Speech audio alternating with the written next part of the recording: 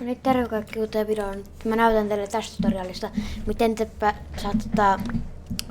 te mistä löytää ton Aurora Totemin. Eli ekana teidän pitää mennä Desolate-tiippiin.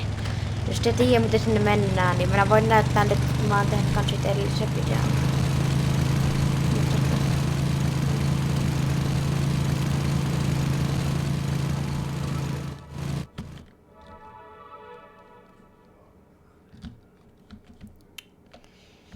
Missä siellä? Sitten tää on...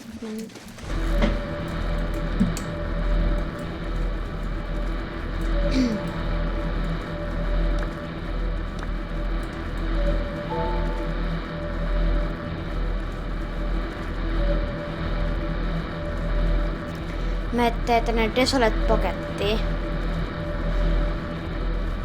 Ja nyt kun te ootte...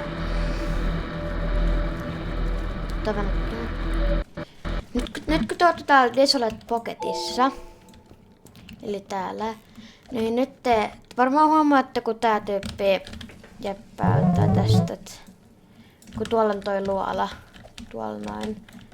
Niin tähän te tarvitte gliderin. Täältä pystyy ostamaan tästä näin glider. Sitten menkää tänne. Niin tuolla on se. Ja jos te tiedätte missä on Brine Pool, niin menkää sinne. Mä oon nyt menossa. Se on siellä, mut siellä on sellainen pikku kolo. Nyt tähän te tarvitte, kun te pitää glidea tänne. Ja sitten tästä tänne pitää glidata. Noniin. Sitten tässä on tää luola suu. Metä tänne sisään. Täällä on siis Brine Pooli. Tänne kun menee, niin tässä olet Brine Pool. Joku te ootte täällä.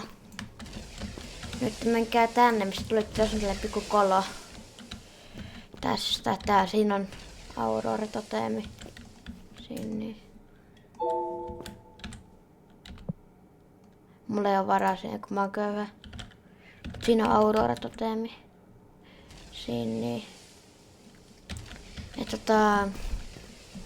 toivottavasti tämä video auttaa ja moro.